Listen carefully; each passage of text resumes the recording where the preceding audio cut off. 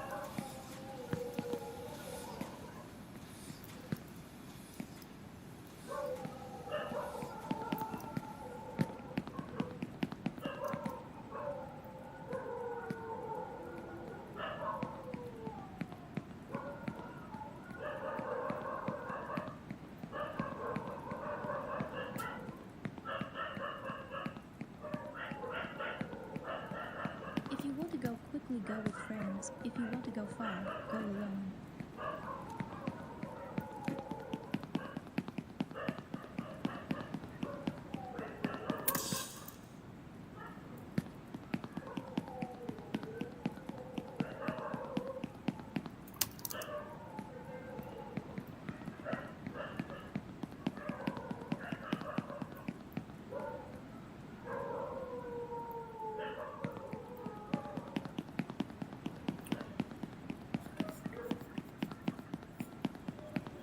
From here, you have a great view of the favelas.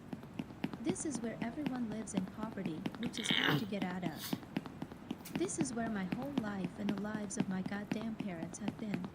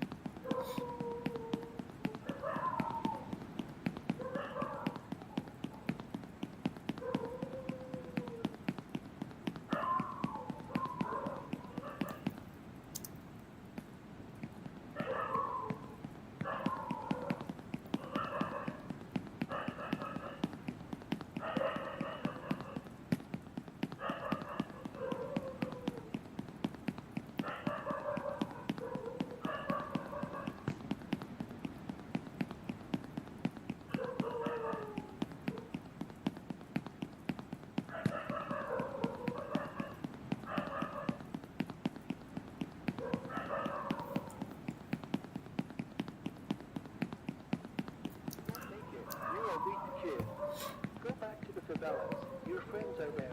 Your destiny.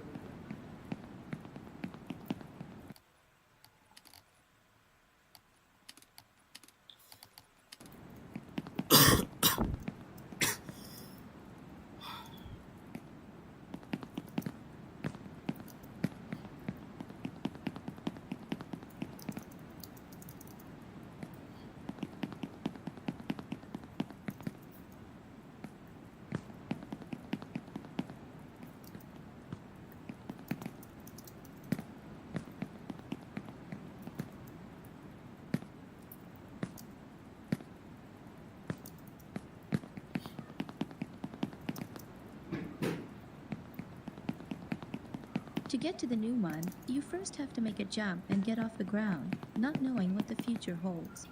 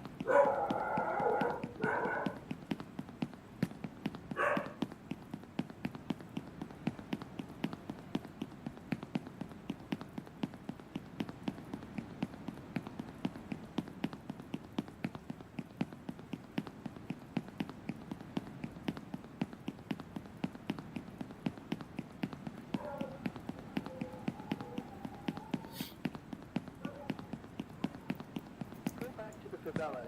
Your friends are there. You destiny.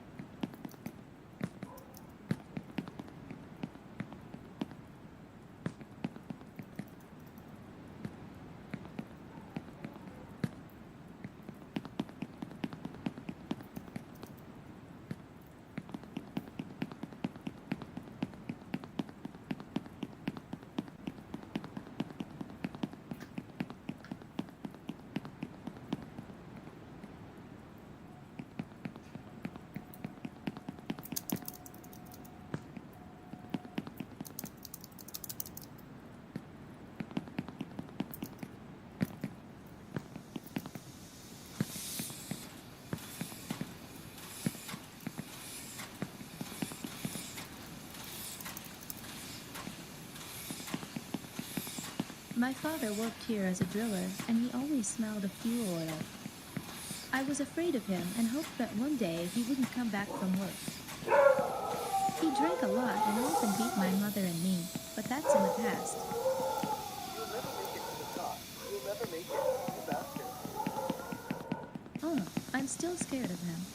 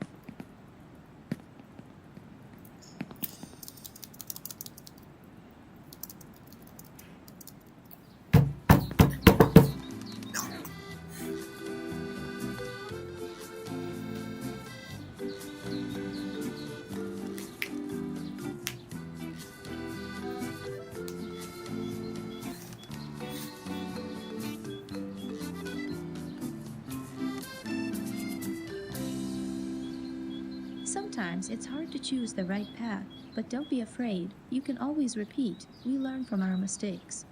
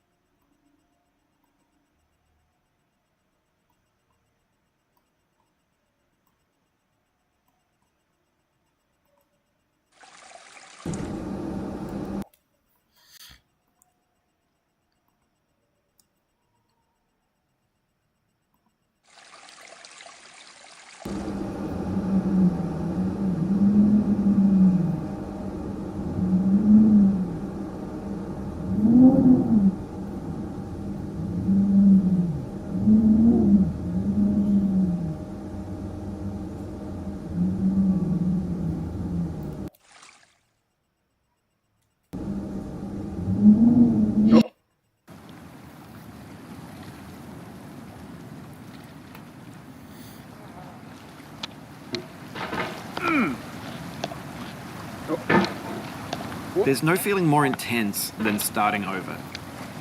If you deleted your homework the day before it was due, as I have, or if you left your wallet at home and you have to go back after spending an hour in the commute. If you won some money at the casino and then put all your winnings on red but it came up black. If you got your best shirt dry cleaned before a wedding and then immediately dropped food on it. If you won an argument with a friend and then later discovered that they just returned to their original view. Starting over is harder than starting up. If you're not ready for that, like if you've already had a bad day, then what you're about to go through might be too much. Feel free to go away and come back. I'll be here. Alright, thanks for coming with me on this trip. I'll understand if you have to take a break at any point. Just find a safe place to stop and quit the game. And don't worry, I'll save your progress, always, even your mistakes. This game is a homage to a free game that came out in 2002, titled Sexy Hiking. The author of that game was Jazuo, a mysterious Czech designer who was known at the time as the father of B games. B games are rough assemblages of found objects.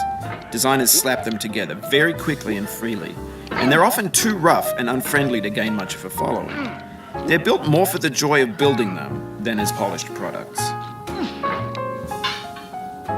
In a certain way, Sexy Hiking is the perfect embodiment of a B game.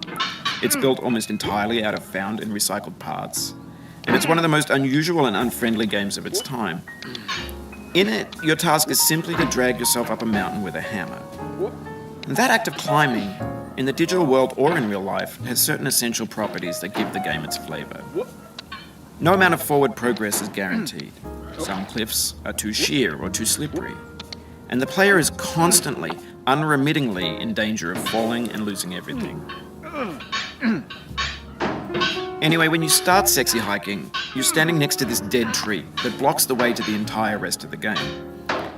It might take you an hour to get over that tree, and a lot of people never got past it. You prod and you poke at it, exploring the limits of your reach and your strength, trying to find a way up and over. And there's a sense of truth in that lack of compromise. Most obstacles in video game worlds are fake. You can be completely confident in your ability to get through them once you have the correct method or the correct equipment or just by spending enough time. In that sense, every pixelated obstacle in sexy hiking is real. The obstacles in sexy hiking are unyielding, and that makes the game uniquely frustrating. But I'm not sure Jazzuo intended to make a frustrating game. The frustration is just essential to the act of climbing, and it's authentic to the process of building a game about climbing. A funny thing happened to me as I was building this mountain. I'd have an idea for a new obstacle, and I'd build it, test it, and it would usually turn out to be unreasonably hard. But I couldn't bring myself to make it easier. It already felt like my inability to get past a new obstacle was my fault as a player rather than as a builder. Imaginary mountains build themselves from our efforts to climb them, and it's our repeated attempts to reach the summit that turns those mountains into something real. When you're building a video game world, you're building with ideas, and that can be like working with quickset cement. You mold your ideas into a certain shape that can be played with, and in the process of playing with them, they begin to harden and set until they're immutable, like rock. And at that point, you can't change the world. Not without breaking it into pieces and starting fresh with new ideas. For years now, people have been predicting that games would soon be made out of prefabricated objects, bought in a store and assembled into a world. And for the most part, that hasn't happened, because the objects in the stores are trash. I don't mean they look bad or that they're badly made, although a lot of them are. I mean they're trash in the way that food becomes trash as soon as you put it in the sink.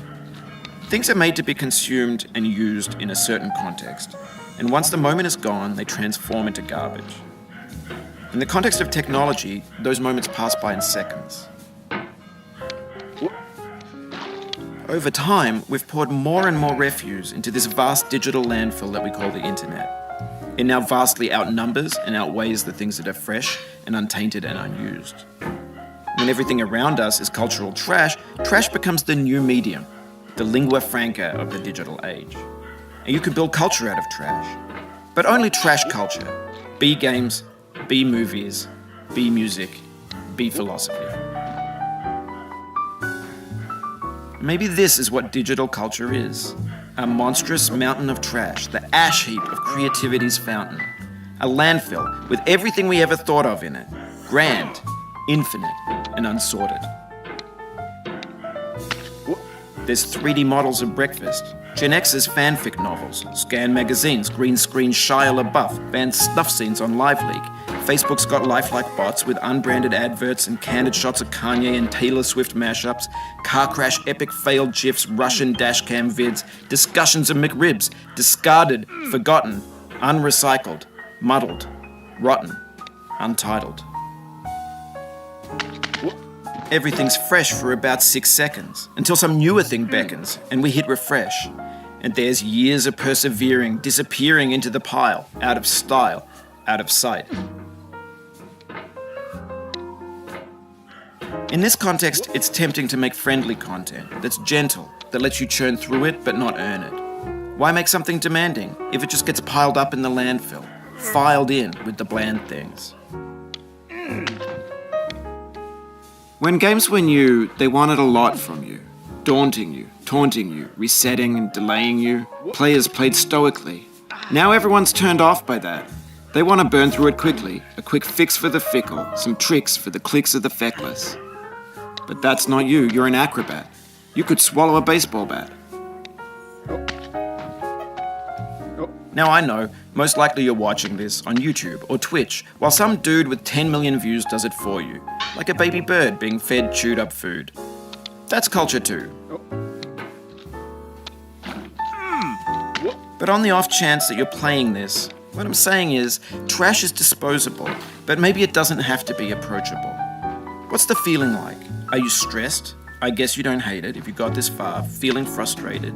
It's underrated. An orange is sweet, juicy fruit locked inside a bitter peel. That's not how I feel about a challenge. I only want the bitterness. It's coffee. It's grapefruit. It's licorice. It feels like we're closer now. Composer and climber, designer and user. You could have refused, but you didn't. There was something in you that was hidden, that chose to continue. It means a lot to me that you've come this far, endured this much. Every wisecrack, every insensitivity, every setback you've forgiven me is a kingly gift that you've given me. We have the same taste, you and I. It's not ambition, it's ambition's opposite. An obdurate mission to taste defeat. You'll feel bad if you win, so I put this snake in for you.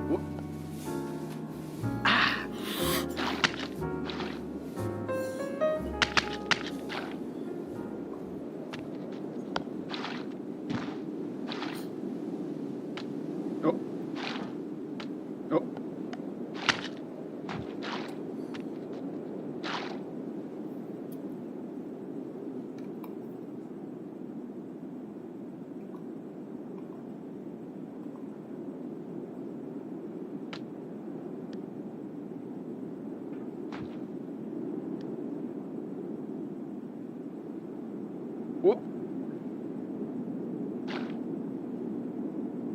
Whoop. Whoop.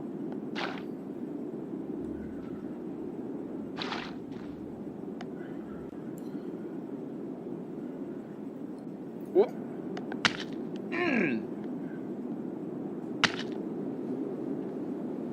Whoop.